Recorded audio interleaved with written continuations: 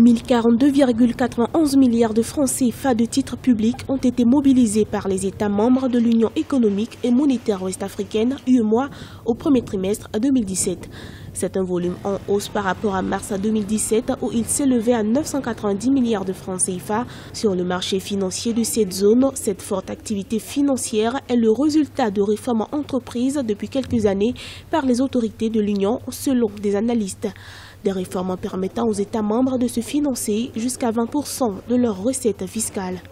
Ça montre la santé financière de la zone, ça montre encore l'attractivité financière de la zone, ça montre que c'est une zone qui attire encore les investisseurs, ça montre qu'il y a beaucoup d'investissements qui sont encore réalisés dans la zone et ça montre qu'effectivement, il y a encore de l'espoir dans la zone malgré les soubresauts, malgré la baisse des coûts des matières premières. C'est un signe effectivement qui est révélateur de l'espoir que suscite encore la zone. Dans l'espace UEMOA, les trois grands émetteurs de ces titres publics sont la Côte d'Ivoire, le Bénin et le Mali, avec respectivement des volumes mobilisés de 329,89 milliards de francs CFA, 229,66 milliards de francs CFA et 216,48 milliards de francs CFA.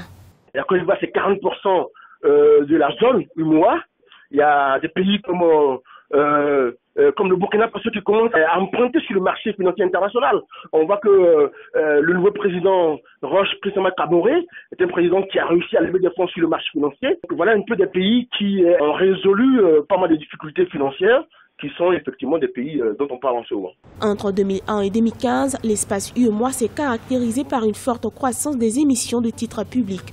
Selon l'agence UEMOA Titres, près de 4 000 milliards de francs CFA ont été levés dans les 8 pays de l'Union économique et monétaire ouest-africaine, une performance que l'agence compte renforcer au fil des années en élargissant le cercle des investisseurs.